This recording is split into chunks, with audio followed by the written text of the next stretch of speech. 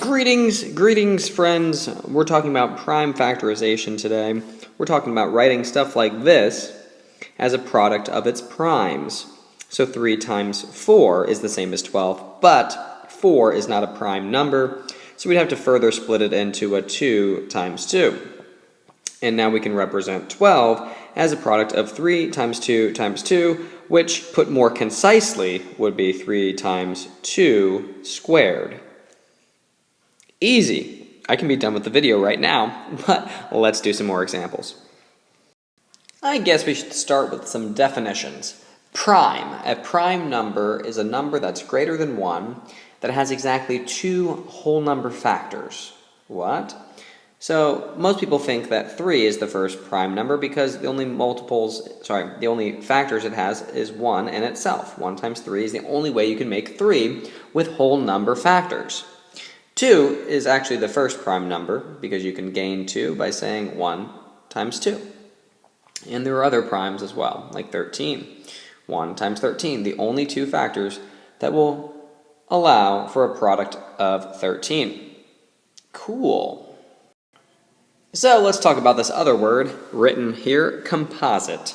A composite number is a number that's greater than 1 that has more than 2 whole number factors.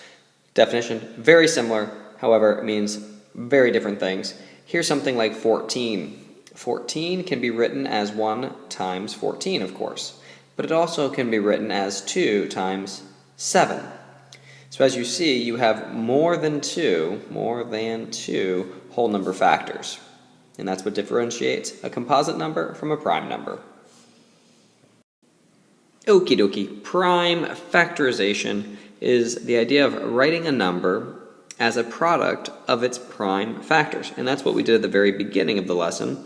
We took a look at 12 and said we can actually express 12 as 3 times 2 times 2.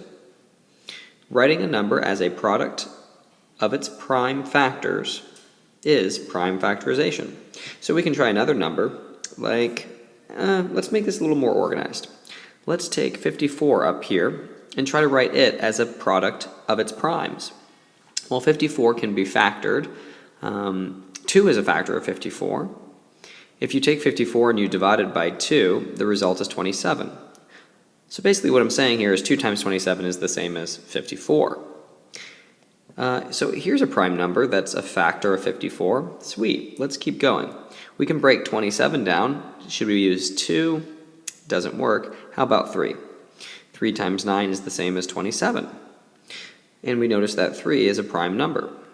Sweet, circle it. And then 9 can be broken down or factored into 3 times 3, which are both prime numbers.